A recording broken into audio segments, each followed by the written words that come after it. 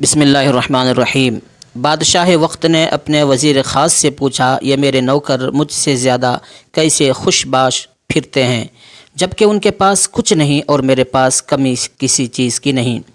وزیر نے کہا، بادشاہ سلامت، اپنے کسی خادم پر قانون نمبر 99 کا استعمال کر کے دیکھیے۔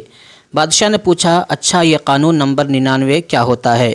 وزیر نے کہا، بادشاہ سلامت، ایک سراہی میں 99 درہم ڈال کر سراہی پر لکھیے، اس میں تمہارے لیے 100 درہم ہدیہ ہے۔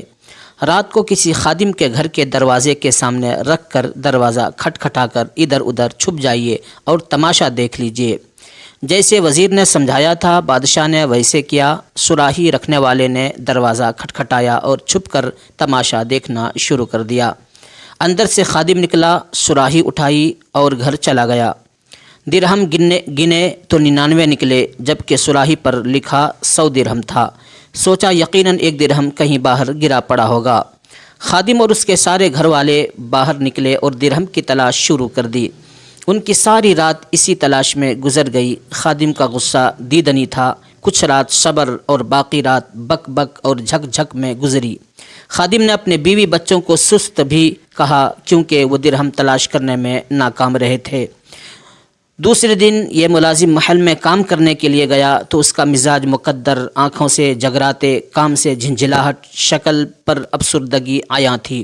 بادشاہ سمجھ گیا کہ 99 کا قانون کیا ہوا کرتا ہے۔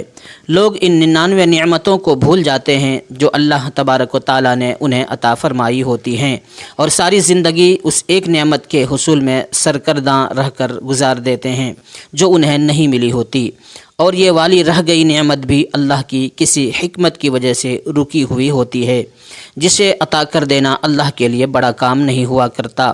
ہم اپنی اسی ایک مفقود نعمت کے لیے سرگرداں رہ کر اپنے پاس موجود 99 نعمتوں کی لذتوں سے محروم مزاجوں کو مقدر کر کے جیتے ہیں۔ 99 مل چکی نعمتوں پر اللہ تبارک و تعالیٰ کا احسان مند ہونا چاہیے اور ان سے مستفید ہو کر شکر گزار بندے بن کر رہنا چاہیے۔ اللہ پاک ہمیں اپنے شکر گزار بندے بننے کی توفیق عطا فرمائے، آمین یا رب العالمین۔ محترم سامعین و ناظرین، بہت ہی سبق آموز واقعہ ہے، اس سے عبرت حاصل کریں اور مکمل طور پر اپنے دین پر چلنے کی کوشش کریں۔